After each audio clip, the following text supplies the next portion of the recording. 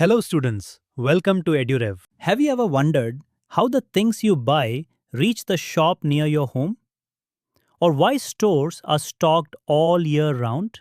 In this video, we'll explore internal trade, what it is, who the main players are, and why the system keeps our economy moving. Think of producers, wholesalers, retailers, and the invisible rules like GST as the main characters in this story, each with a role to play. First, let's set the stage. Trade means buying and selling goods or services for profit.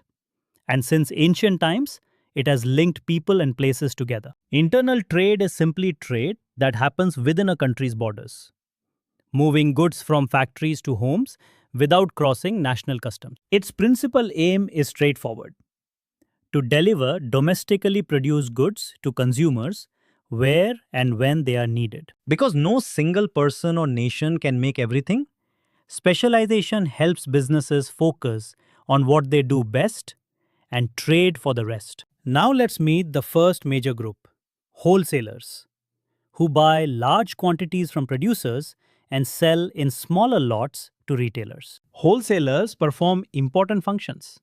They buy in bulk, store goods, transport them, and often promote products to create demand at the retail level. They also bear risk, such as price changes or damage, and they sometimes extend credit, helping producers and retailers manage cash flow. For manufacturers, wholesalers enable large-scale production by aggregating orders, offering financial support through advance payments, and providing market feedback. For retailers, wholesalers offer wide product assortments, reduce the need to contact many producers, and supply goods in convenient quantities. Without wholesalers, either producers or retailers would have to handle many extra tasks, raising costs and complexity. Next are retailers, the face of trade that interacts directly with final consumers and sells in small quantities for personal use. Retailers obtain goods from wholesalers or manufacturers and perform the last mile of distribution, using stores, online channels, vending machines, or even door-to-door selling. Their key duties include buying, storing, grading, and packaging goods, promoting sales, and collecting customer feedback to inform producers upstream. Retailers also create convenience.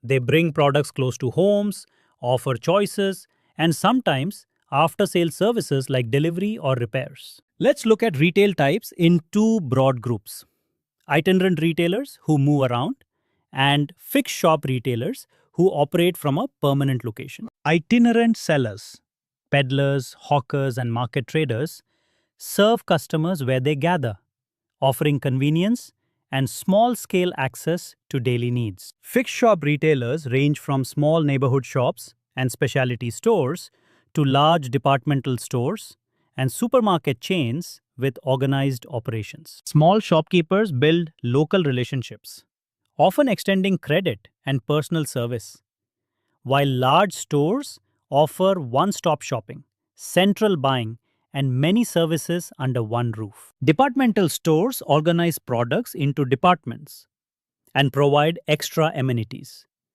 but they may feel less personal and carry higher operating costs. Chain stores or multiple outlets use centralized procurement and standardization to cut costs and maintain uniformity across branches. Each format has advantages and limitations, and businesses choose the model that best fits their customers and scale of operation. We should also mention mail order houses that sell through catalogs or online listings, offering wide geographic reach and low infrastructure costs, but less personal contact. Consumer cooperative stores are member-owned and run to provide goods at fair prices by cutting middlemen and democratically managing purchases. Supermarkets operate on low margins and high turnover, offering self-service convenience and a broad selection of goods under one roof. Vending machines provide automated, round-the-clock access for standardized products,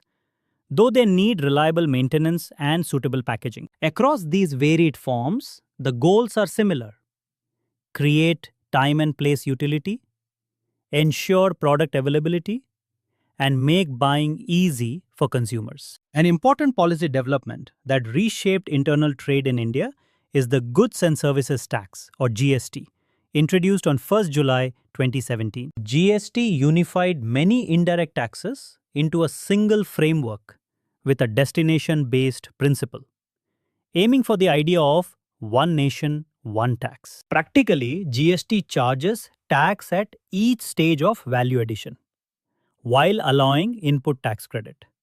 So the cumulative tax burden is reduced. For intra-state transactions, GST is split into CGST and SGST.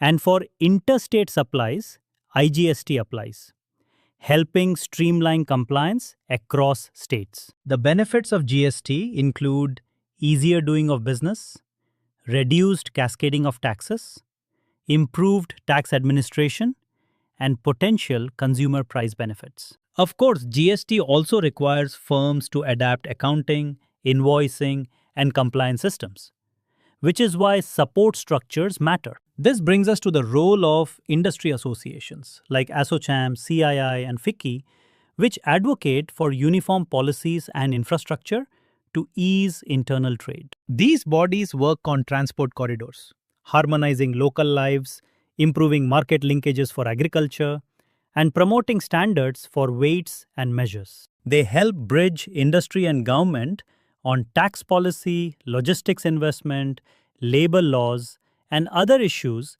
that shape how smoothly goods move within the country. So, what is the key insight here for commerce students and practitioners? Internal trade depends on a network of intermediaries and institutions that reduce costs, manage risks, and connect producers with consumers efficiently. Policy measures like GST and coordinated infrastructure investment can amplify these private functions, creating a more integrated and competitive domestic market. In short, distribution and regulation are two sides of the same coin. Both must work well to deliver value to consumers and growth for producers. Quick recap. Internal trade happens within a country. Wholesalers and retailers perform different but complementary roles. Various retail formats meet different needs.